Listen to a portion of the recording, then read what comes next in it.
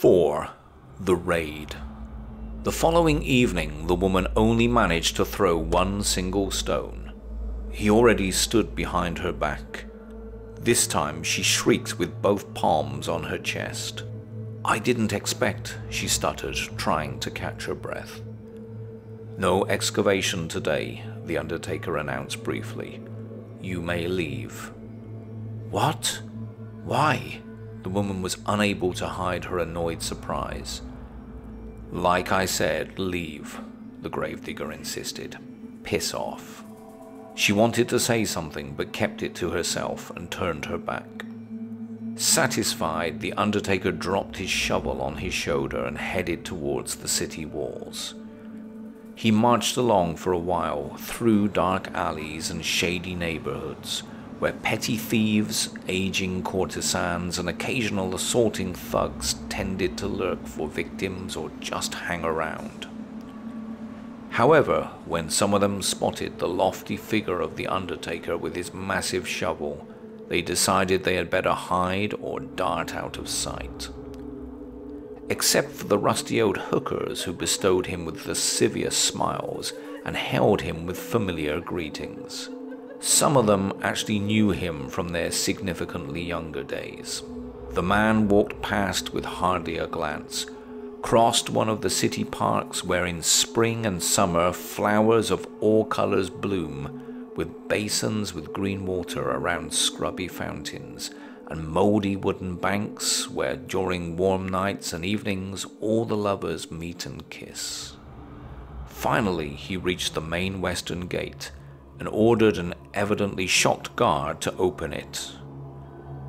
But, it is night," the young lad stammered and peered at the visitor, obviously never having seen such a tall and strange fellow before. "That is the Undertaker, you idiot," someone whispered behind him. The young man quickly realized the voice belonged to his superior. "Open the gate immediately. I don't want any troubles during my shift." The recruit did as commanded, all the time fixing the strange tall man with his gaze as if he would bring the whole graveyard with him. Finally, he left the city with all its filth, shadows, and vibrations behind. And the great wide open, full of dense forests, bogs, and penumbral retreats with lurkers behind every stone or tree waited ahead. And its hidden lanes and paths leading safely through deadly sinks and marshes inhabited by spirits, will-o'-wisps, apparitions, and bloated corpses which refused to rot. Just another cemetery, similar to his own but much larger.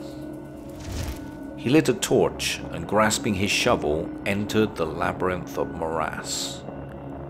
The torch burned brighter and its light turned green from the peculiar and noxious-smelling gases leaking from hollow spheres, undoubtedly protecting unholy secrets. At last, the earth was firm thanks to the cold season, and it would become much harder with oncoming frosts and blizzards. Snow already impregnated the air and was eager to cover, to entomb the country.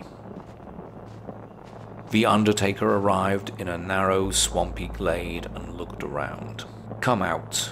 I know you're stalking me," he shouted. At first it seemed nothing happened. Then his well-trained eyes caught slight movements on the periphery.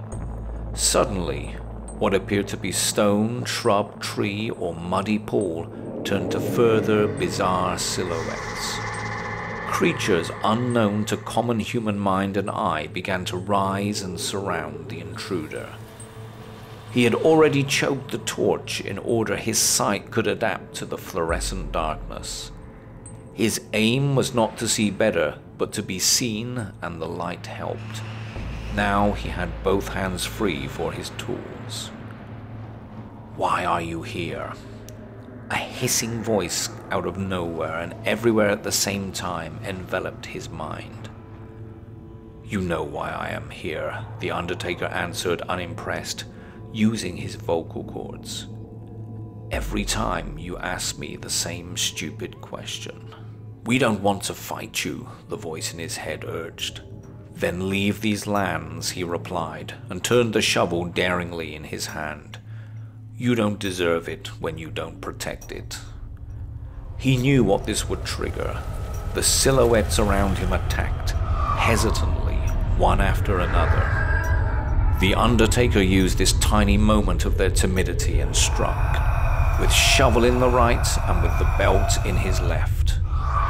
The speed of their movements were like lightning, the intensity of their impacts deadly. For every single commoner who would dare to disturb their territory, but not for the Undertaker. He dodged them easily and served one punch after another. His shovel always found its target and mercilessly polished the face of a floater or the back of a spirit. The heavy iron buckle of his belt swiftly jumped from body to body, every time leaving a scream of pain behind. The gravedigger even managed to occasionally hold his loose trousers with free fingers, as he had forgotten to fix them with a rope after pulling the leather belt free.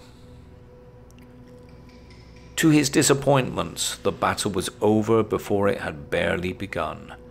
The spirits and elementals moaned, the divas and yakshas sobbed, the floaters gurgled. They rubbed their wounds, retreated, even ran in panic when the Undertaker turned back towards them, until all disappeared into their sinister hideouts, temporarily calmed. Soon their memories would disperse. They would recover and once again attack anyone on the spot, even him. That was the reason why he favored them in such a manner.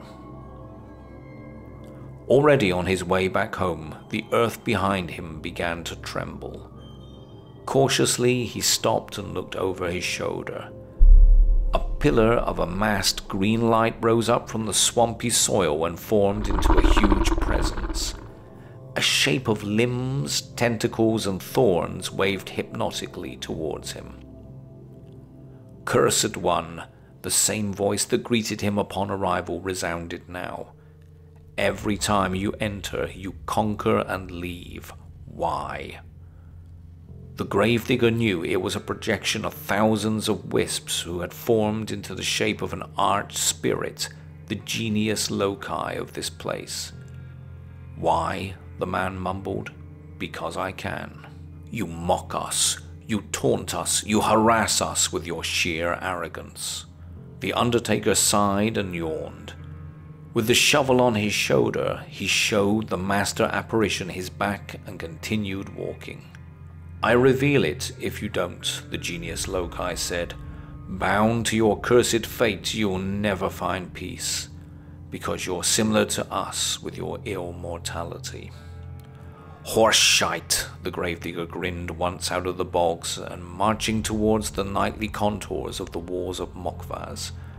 "I need practice."